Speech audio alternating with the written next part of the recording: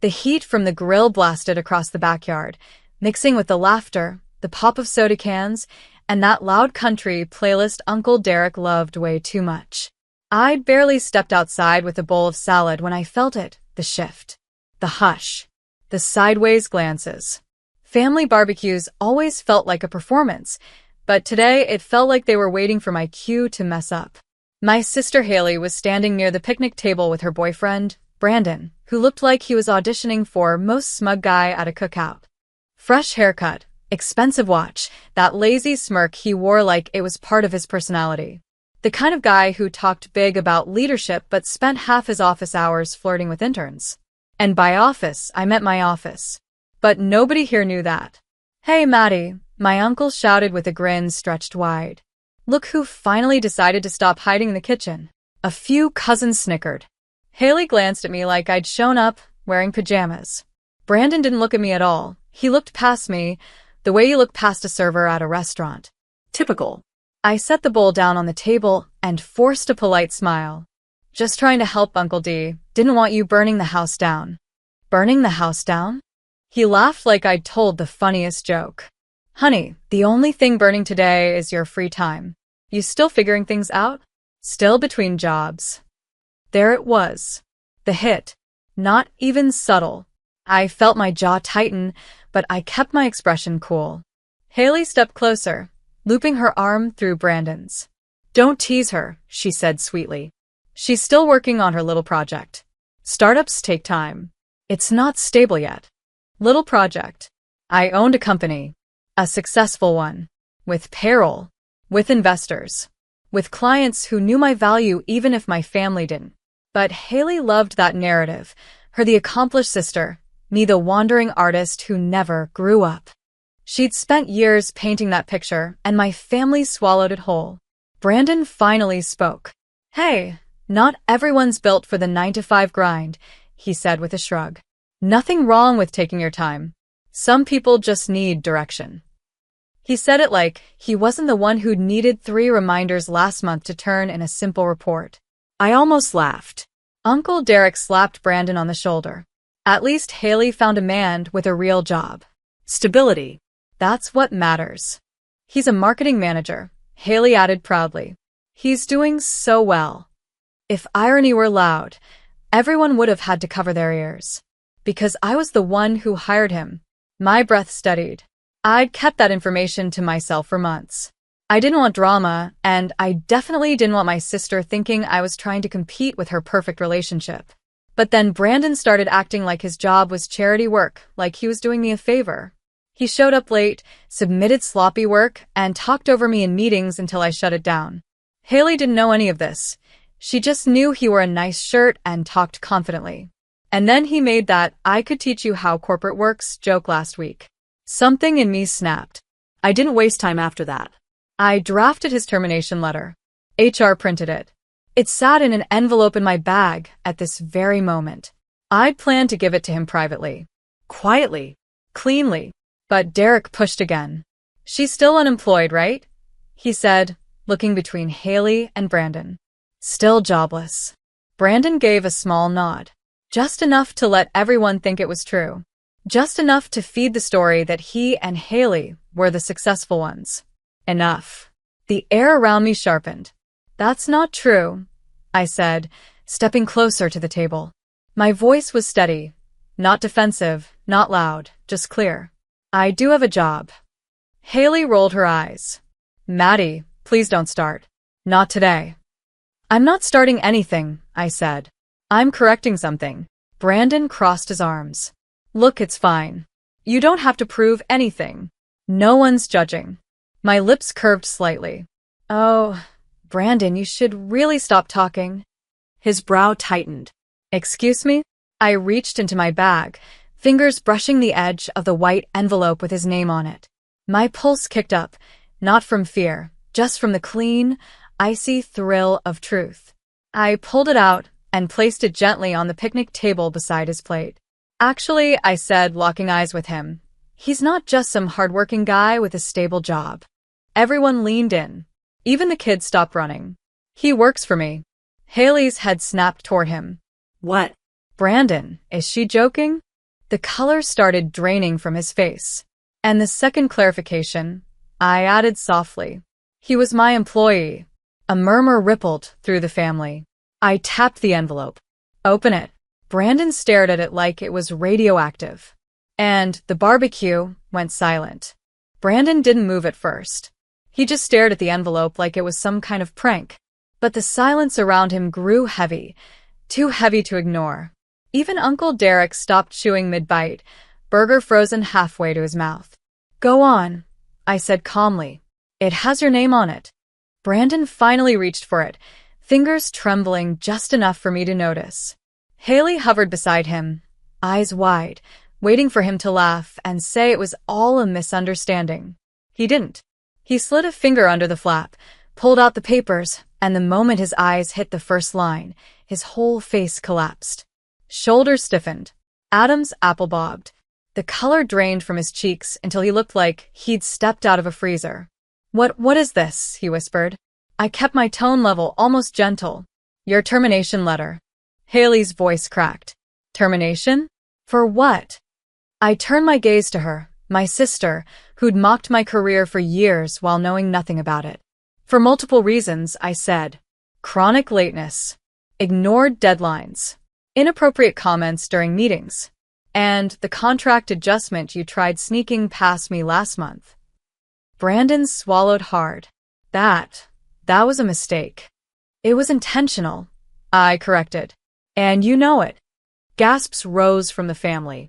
Even the kids paused their game of tag. Haley stepped forward, her dress swishing angrily. Maddie, you can't just fire him without talking to me. He's my boyfriend. I blinked slowly. Haley, he's my employee. Our relationship dynamic has nothing to do with yours. But you embarrassed him, she snapped. He embarrassed himself, I said simply. I'm just acknowledging it. Uncle Derek threw his hands up. Hold on. You're telling me this guy, he pointed at Brandon, worked for you this whole time? You run a company. I turned to him, offering a thin smile. Yes, Uncle D. I run a tech marketing firm. 46 employees. You know, a real job. His mouth opened and closed like a confused goldfish. Why didn't you ever say anything? I did. I shrugged. Nobody listened. The truth hit him like a slap, but he stayed quiet for once, sinking into his folding chair. Brandon's voice grew hoarse. Maddie, please can we talk privately? Sure, I said. But the termination stands. He looked like he wanted to argue, but Haley interrupted, practically shaking with anger. So that's it? You're firing him at a barbecue? In front of everyone? You're unbelievable. I exhaled slowly. Haley, I wasn't going to do this here. I planned to handle it professionally on Monday. But when you two kept letting my family believe I was jobless, when you let them mock me, laugh at me, look down on me, I let the words hang.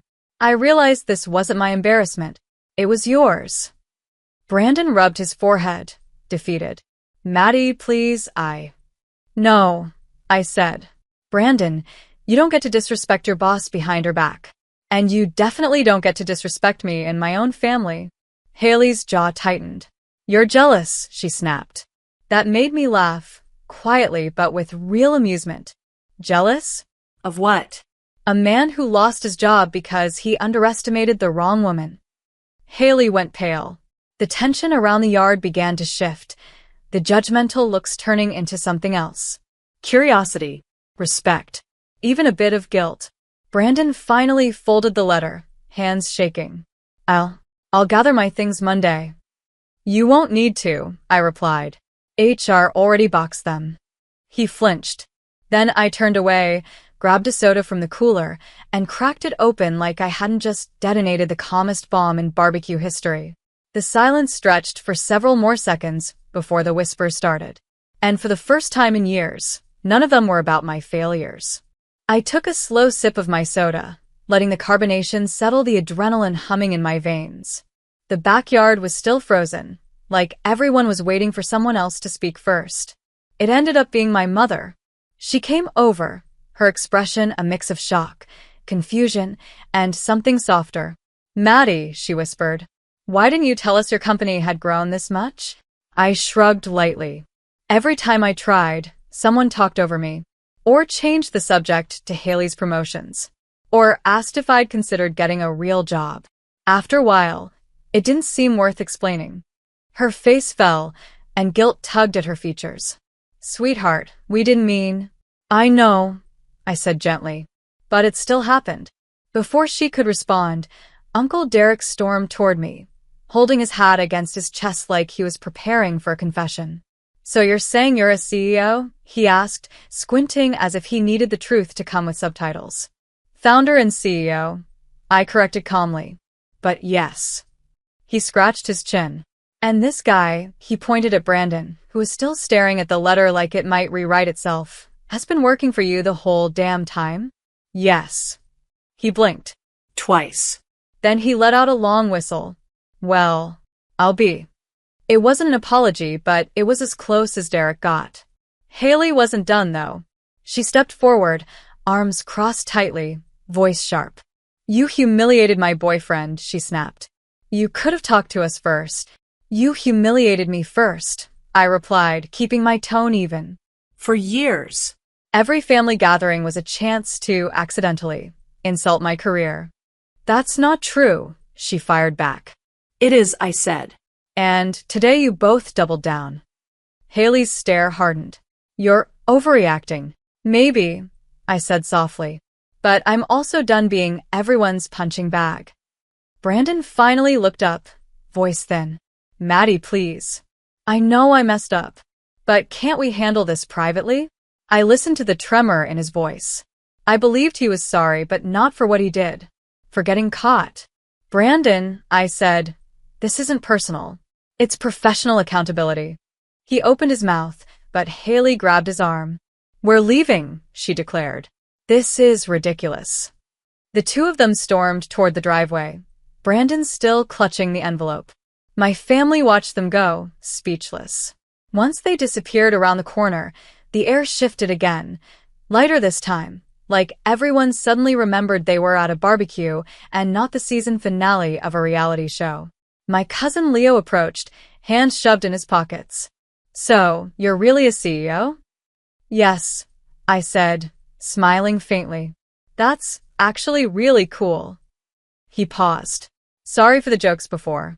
I didn't know. Thanks, I said. I appreciate that. Soon, little clusters of family members began coming up to me, some apologetic, some curious, some suddenly extremely interested in my business. I answered what I felt like answering and brushed off what I didn't.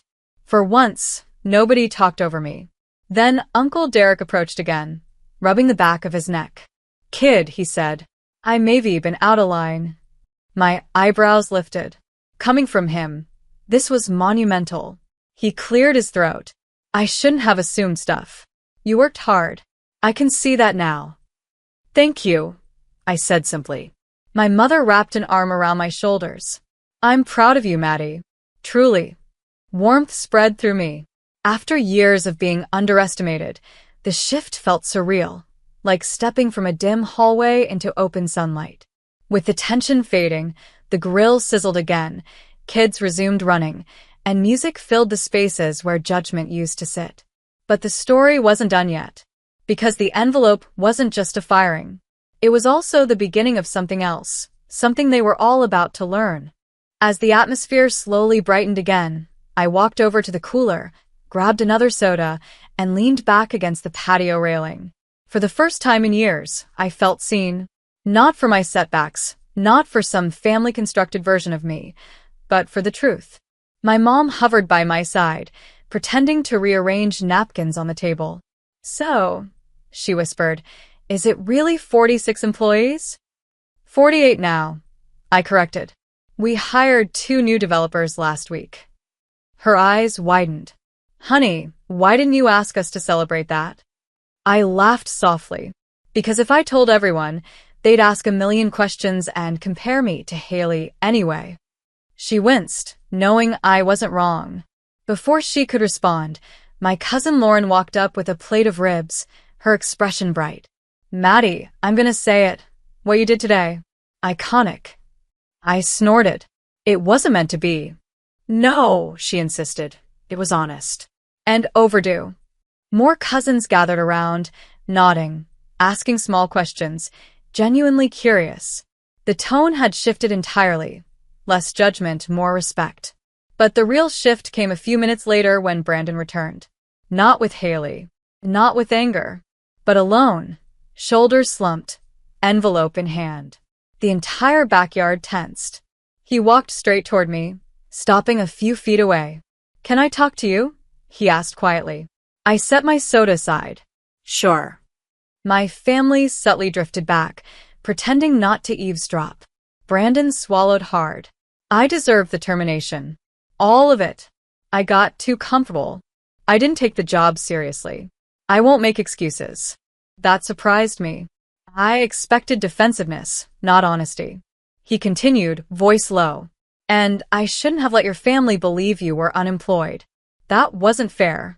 I went along with it because Haley liked the attention. She liked looking like the successful one. I got caught up in it. I nodded slowly, acknowledging that is more than most people would do. He let out a shaky breath. I'm sorry, Maddie. Truly. You deserved more respect than I ever gave you. I believed him. That didn't change the outcome, but it mattered. Thank you, I said. I accept your apology. And for what it's worth, I hope you get a job where you can actually grow. He nodded. I'll try. He turned to leave, but before he reached the gate, Haley came storming back, heels stabbing the grass like she was attacking the ground itself.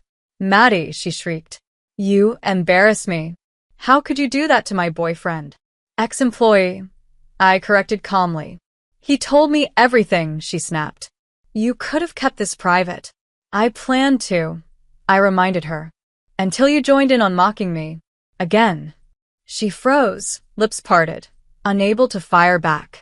I continued, voice firm but not cruel. Haley, I never cared about titles. I never cared about winning. I just wanted to be treated like an equal, like family. But you made everything a competition. That's not. It is, I said softly. And I'm not playing anymore. For once, she didn't have a comeback. Her face crumpled, not from embarrassment, but from realization. She turned away, storming back toward the driveway, dragging Brandon with her. I watched them go, exhaling long and slow. My mom stepped beside me again. You handled that with grace, she whispered. I handled it with truth. I corrected. That's all. The rest of the barbecue unfolded peacefully, laughing, games, conversations that didn't poke at old wounds. When the sun dipped and the light strung across the yard glowed warm and soft, I finally felt comfortable. Seen. Respected. Free. As we packed up leftovers, Uncle Derek lifted his drink toward me. Maddie, he said gruffly, next month, you're helping me fix my business website. I want it to look fancy like yours. I laughed. Deal.